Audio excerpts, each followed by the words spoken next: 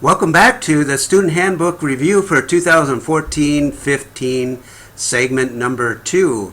Again, as far as the location of the handbook, that's found on our website at chatfield.k12.mn.us. Go to District Information, go down to Policy Forms and Handbooks, and then select the proper handbook, which would be the High School Handbook 2014-15.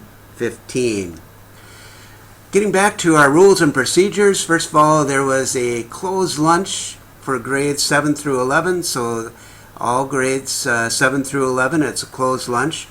Students need to stay seated in the cafeteria, so go get your food and have a seat, and then when you need to return your tray, go ahead and return your tray. And for grades 9 through 11, come back and have a chair, sit down and visit. For grades 7 and 8, you need to leave immediately after you're done eating. And once you're done eating, you need to, during the good days, like current spring, we've had a lot of good, current fall, we've had a lot of good days, so you leave the building. So 7th and 8th grade, you need to go through the main doors to exit and go down to the back area where the basketball hoops are, and that's where your play area is. And grades 9 and 10, it's basically the same thing. 11th and 12th grade, if you want to go outside for lunch, you need to follow the same procedures as well. During the bad days, or when weather is poor, or during the winter, grade 7 and 8, as soon as you're done eating, you need to go to the gym. If you prefer not to go to the gym, the first 2 tables right next to the table, such as in this picture that I'm showing right now, that's where you would be seated. Grades 9 through 12, you need to continue to eat or go to the gym. It's your choice. If you want to stand and visit, you need to go to the ramp area to stand and visit. Seniors, first of all, we really kind of discourage people from leaving the building, but I know that seniors definitely like to take advantage of their open campus, which is fine. Just be aware that both parents and yourself, as a student, you can close your lunch, but also you could lose your lunch privileges. And so for me, I can close your lunch if you are not following the proper rules, procedures for open campus. And if you have 2 unexcused tardies for the semester, your third one, you'll lose the open campus privileges as well. You need to exit door 1 and 8. So door 1 is obviously the main entrance. Door 8 is what we call the pool door. And if you take a look at the picture here, that was taken outside of the door number 8. Return by Highway 52, and no reckless driving. You need to be respectful to businesses and the people downtown. There's no excuse for being late, so if you have car trouble, then you're going to be getting a tardy. If you continue to have car trouble, then I'd suggest maybe you ride with somebody else or walk across the street, go to Subway, or just leave your car in the parking lot. You need to keep the buildings and grounds clean, and so make sure, I don't want to see a path of wrappers and plastic bottles going to and from the parking lot. Lockers are school property. Make sure that you realize that it's your locker to use, but it's not your locker that you own. In fact, some of your parents that have probably went to school here probably have used the same lockers, and they obviously didn't own them either, so keep that in mind. We can search lockers at any time if we feel like there's contraband in the lockers, or if we just have a general search. One of those types of searches could be drug dogs, and they could come through and do a random search with drug dogs. Key thing is just keep stuff out of your lockers that's inappropriate. Also keep in mind that they're not safes. Even if you have your door locked, A lot of people who maybe get used to gym ring lockers or whatever, they can get in there. So keep the valuables at home or keep them with you in your backpack. Electronic devices, headphones, radios, pagers, all these different electronic devices, cell phones included. Things have kind of changed a little bit here as far as our rules and procedures. A lot of times students will be having headphones on and stuff because they'll be listening to their lecture from their teachers. So we can allow headphones during passing time, before school, after school, and if permission by the teacher. If you don't have permission by the teacher, you should not be using your headphones. Study halls and those kind of things, make sure you ask permission ahead of time with the study hall teacher. Let them know that you're going to be listening to a lecture, that type of thing, and then they can allow you or still not allow you, depending on the situation as far as using headphones. Laser pointers are not allowed in school. They're not allowed at any type of sporting event.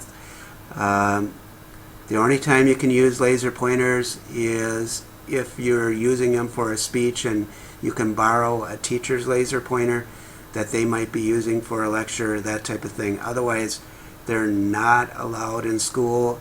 They're not allowed at sporting events. You will be removed from a sporting event if you're using laser pointers. So make sure that you don't have laser pointers. Cell phones, again, this has kind of been changing over the last couple of years. 7th and 8th grade, you are not allowed to use cell phones between 8:10 and 3:10. The only time you're allowed to use cell phones is if it's approved by your teacher. Students in grades 9 through 12 can use cell phones before school, after school, during passing time, at lunchtime. They cannot be used in the classroom unless given approval by the teacher. If you are using cell phones, if they're seen, heard, or used, they can be confiscated, and parents will need to pick them up. If it's a repeated offense, it could be considered insubordination. Teachers determine the use of cell phones, not you, so make sure that you have approval by the teacher. Refusing to hand over your cell phone will be considered insubordination, and the first step of insubordination is in-school suspension. Photo-free zones, this is very important that you understand that we do have photo-free zones and there's no tolerance to this. Locker rooms, changing rooms, bathrooms, dressing rooms, suspension, expulsion, possibly even a police report if the photo is used inappropriately, that type of thing. So these are photo-free zones. Minnesota State High School League has very strong rules on a lot of these things too. In fact, tournament time, football for example, they don't allow cell phones in locker rooms at all. So photo-free zones. Don't make the mistake to take pictures in the bathroom. One of the things you might think that it's fairly innocent, but there's mirrors and stuff in there, and one person thought that they had a very innocent picture. Turned out that they had a reflection in the mirror that turned out to be an inappropriate picture. So keep those things in mind. Food and beverages in the cafeteria only during lunch. So during lunchtime, there's no allowance for any food or beverages outside of the cafeteria. Food may be allowed in the classrooms if approved by the teacher. Water is the only thing that is allowed beyond the cafeteria during the day. And here's our water only in clear bottles. No beverages beyond the cafeteria. If seen or consumed, it will be confiscated and thrown away if you have something other than water. If you have something that's not a clear bottle, it can be confiscated immediately.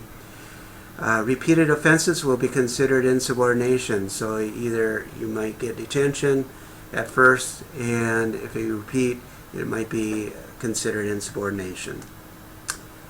Dress code: shorts, skimpy tops, midriff, see-through, inappropriate picture writing on your clothes is considered breaking our dress code. Also, remember holes in the pants that are too high, that expose the upper part of your pants area, is also inappropriate as well. CHS has no tolerance for harassment, bullying, cyberbullying, hazing. Report these things immediately to Mrs. Love, Mrs. Olson, Mr. Paulson. We also have report forms in Mrs. Love's office, the counselor's office, and the front office. But these types of things will not be tolerated. During the homecoming, has been some past practice of hazing, and that needs to stop. Anything that causes embarrassment to a student or potential to cause embarrassment to a student, another student, is considered hazing now. And the rules are changing on this. They're getting much more stricter on hazing. Same thing with bullying. We have all kinds of new rules that just came out on bullying and cyberbullying. It gives the school district a whole lot more latitude on searching out for cyberbullying, such as cell phone. If there's consideration of some type of cyberbullying that's been done on your phone or an inappropriate picture, your phone can be taken away from you. It can be searched from one end to the other for pictures, those type of things. So keep that in mind because the rules have changed and the law has changed, and things are a lot more stricter on harassment, bullying, cyberbullying, as well as hazing. At this time, again, I want to wish everyone to have a great year at CHS. I also want to make a special welcome to all of our new students at CHS. Hopefully this will help you as well. If you have any questions, make sure that you ask a teacher, coach, advisor to help you out with any type of questions that you might have. Again, if you have a question about any of this presentation, email to rpaulson@k12.mn.us. Again, that's rpaulson@chatfield.k12.mn.us.